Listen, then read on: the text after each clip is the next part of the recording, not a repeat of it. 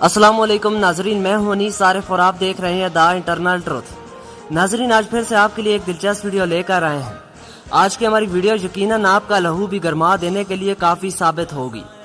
آج ہم آپ کو دکھائیں گے کہ کیسے ہمارے اسپیکر قومی اسمبلی قاسم سوری نے پوری پارلیمنٹ کے سامنے اسرائیل کو کرارا جواب دے دیا۔ جب خواجہ آصف نے اسرائیل کو تسلیم کرنے کے حوالے سے اپنی تشویش کا اظہار کیا تو قاسم سوری نے کیا کہا، آئیے دیکھتے ہیں۔ مگر ناظرین، ویڈیو کو آگے بڑھانے سے قبل حسب روایت آپ سے صرف ایک ہی گزارش ہوتی ہے کہ ہمارے چینل کو ضرور سبسکرائب کر دیں، ویڈیو کو لائک کر دیں اور ساتھ ہی ساتھ بیل والے آئیکن کو ضرور پریس کیجئے گا تاکہ آئندہ آنے والی ویڈیوز بھی آپ کو اسی طرح بآسانی ملتی رہیں۔ شکریہ۔ اور آج بھی فلسطینی جو عوام جو ہے سر ظفر اللہ کی اور پاکستان کی ممنون احسان اس وقت کے وزیر خارجہ، اس وقت کے وزیر اعظم لیاقت علی خان ان کے ممنون ہیں۔ تو میرا خیال ہے کہ ہم کوئی ان کو فلسطینی کاز کی حمایت جو ہے ہم کوئی عربوں کی معرفت نہیں کرتے، اپنے تعلق اور اپنی محبت کی وجہ سے کرتے ہیں۔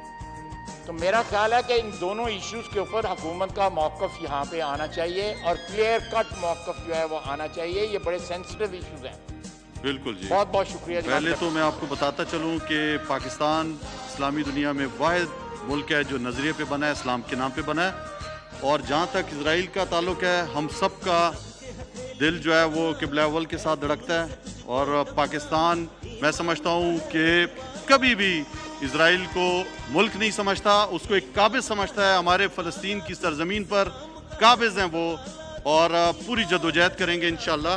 یہ میرا آپ سے، پوری قوم سے، بلکہ اس ہاؤس کے تحت یہ وعدہ ہے کہ پاکستان کبھی بھی اسرائیل کو ملک تسلیم نہیں کر سکتا، نہ کرے گا، اور ایک قابض ہے اور جدوجہد جاری رہے گی کہ اس کے قبضے سے اس کو۔ ناظرین، ایک منٹ رکیے، کہیں آپ واپس تو نہیں جا رہے؟ یقین مانیے ویڈیو بنانے میں کافی محنت درکار ہوتی ہے، تو آپ سے صرف اتنی ہی ریکویسٹ ہے کہ ہماری حوصلہ افزائی کے لیے چینل کو ضرور سبسکرائب کر دیں، ویڈیو کو لائک کر دیا کریں اور ساتھ ہی ساتھ بیل والے آئیکن کو ضرور پریس کیا کریں۔ شکریہ، خدا حافظ۔